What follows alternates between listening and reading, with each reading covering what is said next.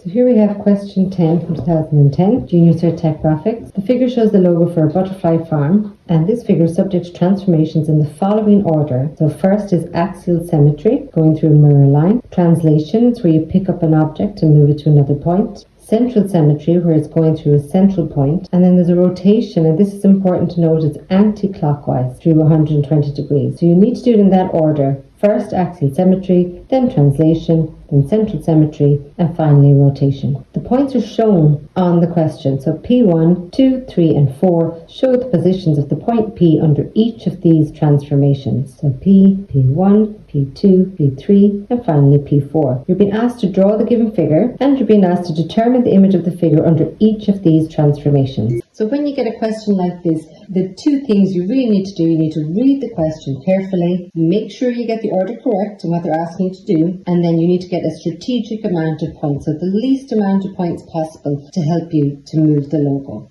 It's really important that you read the question carefully and that you get the order correct.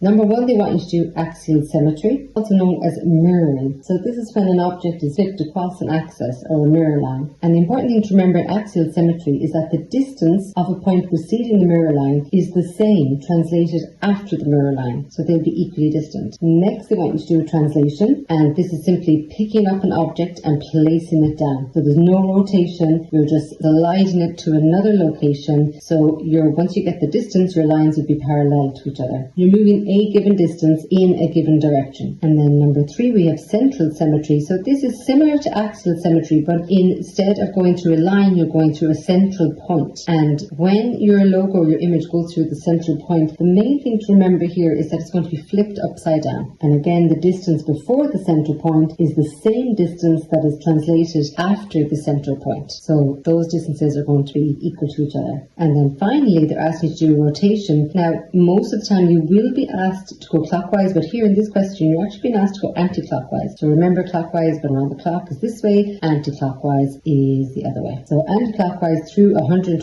degrees, you're always going to be drawing a triangle. Remember, it's an isosceles triangle, so the 3 sides are going to add up to 180 degrees. You're going to be given the degree number, in this case it's 120, you're going to minus that from 180, and then you're going to divide that answer by 2, in this case it equals 30. And then you're going to use your protractor to find that angle from the 0 line, and that is going to help you to find your point on the logo. And this is going to be your center of rotation here. So you want to be very strategic about how many points you bring across so that you don't end up filling up your page with lots of lines and trying to follow the information. So to be strategic, we're going to take this point here and this point here, and I'm just going to use my red pen so that it stands out for you. I'm going to call this point Q. I'm going to call this point R. So they're going to move across P to P1, Q to Q1, R to R1, and then the same all along from P2, P3, and P4.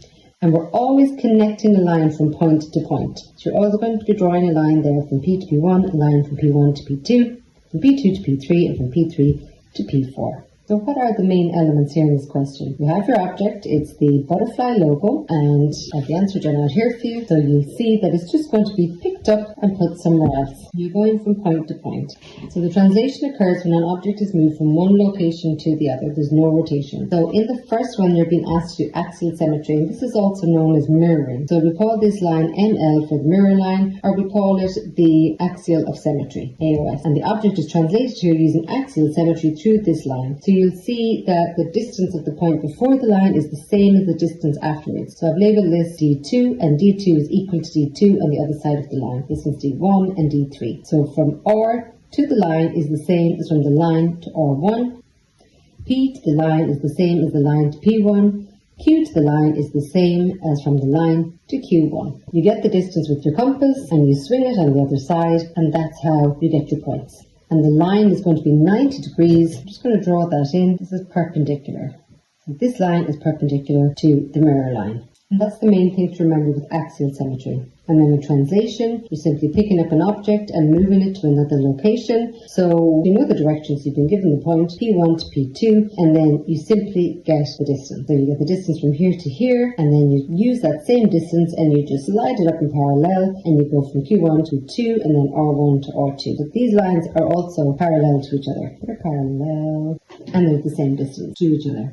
And then from P2 to P3, you're going through a center of symmetry. And the way to find this center point is much like what you did when you were finding the mirror line. You are going to bisect the line from P2 to P3, just as you had to bisect the line from P1. And you do that with your compass. You just get any point on the line as long as it's over halfway. And you do it from both, and then you draw a line down the middle, connecting the 2 points of that little oval shape that the compass has made. And then your point in the middle is C. The main thing to remember about central symmetry is that when the logo goes through central symmetry, it comes out flipped. So it's flipped around or flipped upside down. That's the main thing to remember there. And you want to bring the least amount of points through the center so that it's easier for you to draw it. And every point has to go through this center point. And there is a plus or minus a couple of millimeters leeway in accuracy, but the main thing is that you understand the principle of what you're doing. And the distances either side of C, they're all identical. So what comes before the center point is the same as what comes after the center point. And then going from P3 to P4, you draw another line, and here you've been asked to rotate the logo 120 degrees anti-clockwise. So you have your center of rotation is going to be 120 degrees. You work out the measurements of the other two angles. How do you do that? You know that the three angles add up to 180 degrees because it's an isosceles triangle. So you minus 120 from 180. Your answer is 60. Divide that by 2, and there you go. It's 30 degrees each of those angles. And then you use your protractor on the zero angle line to find out where they intersect with your compass. And again, you're going to swing the minimum amount of points. So we're working with R3 and Q3, and then you always go back to your original logo to get your dimensions. Always get your dimensions, your measurements from your original logo, and that will help the shape to stay as true as possible to the original as you move it around your page. Transformation geometry, where do you see it? You see it in maths, you see it in tech graphics, and you see it a lot in computer games. For example, Pac-Man, Tetris, where there's rotation but you're not changing the perspective, you're keeping the object the same. You probably notice it everywhere now.